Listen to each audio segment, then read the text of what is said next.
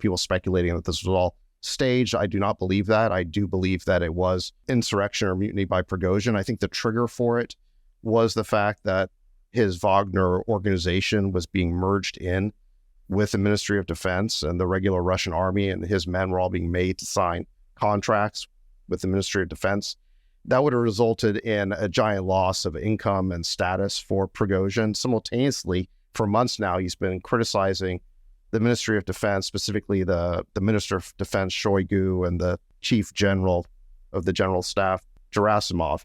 So he's been vocally critical of them. And I think that this basically erupted into a mutiny by him, where he basically tried to leverage his position. Like you said, he marched, they now think are about 8,000 men, which is about a quarter of Wagner, into Rostov-on-Don. He then took the ministry headquarters and sent about 3,000 of his men on a convoy to Moscow.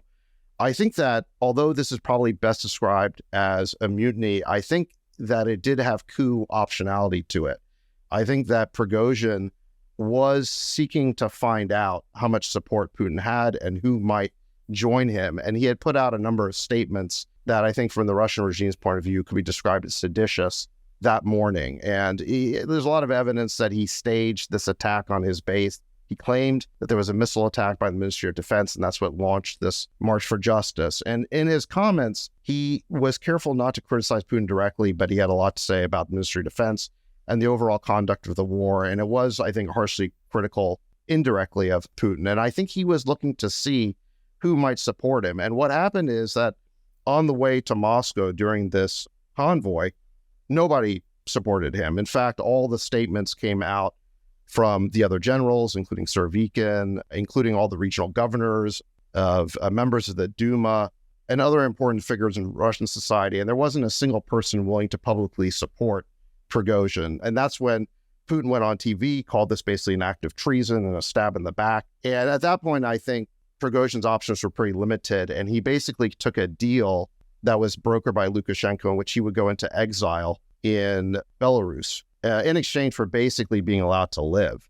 That was basically the deal that was ultimately cut. And so I think where things stand today is that although I think this was an embarrassment and a black eye for the Russian regime, it never looks good for a regime to have any kind of mutiny or insurrection.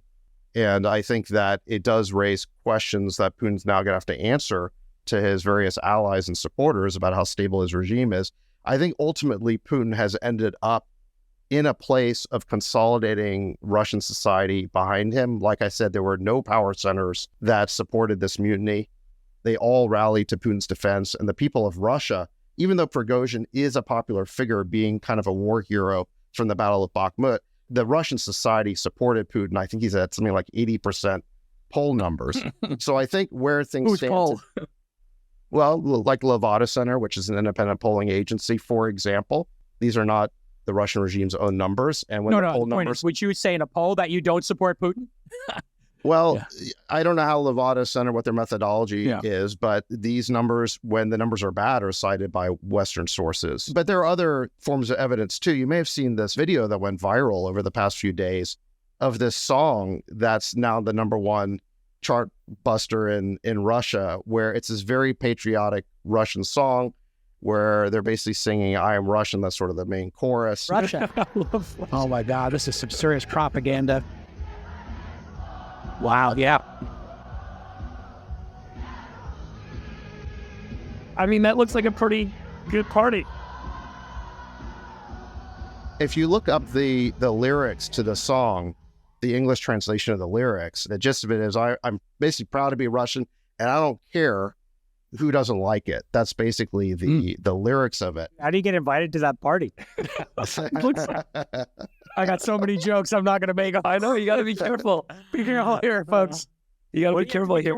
It looks like a fun party. It's a catchy song. I mean, I love to dress up and show up. Tell me where to show up, Putin. I think the point here is that Russian society is united behind the state in wanting to fight this war. And I think that part of the reason why Prigozhin's mutiny was so oversold as an imminent coup that would bring about the collapse of the Putin regime and of the Russian war effort and of their front line is because that since the beginning of this war, we've had this narrative that if we applied enough pressure to Russia, that there'd be a palace intrigue and a palace coup, and that liberal forces inside of Russia would rise up and topple the dictator Putin and basically get them out of this war. And I think what's happened is fairly predictable, but it's the opposite of that, which is the Russian people are rallying around the flag and rallying around Putin, the war leader. And they are a patriotic people, just like the Ukrainians. And I think both these countries, both the Russians and the Ukrainians, are a proud people. And I think they're in a fight to the death. And I think that both countries regard this as existential. And we have basically stuck ourselves in the middle of this fight to the death between these two countries. And I don't see this working out very well.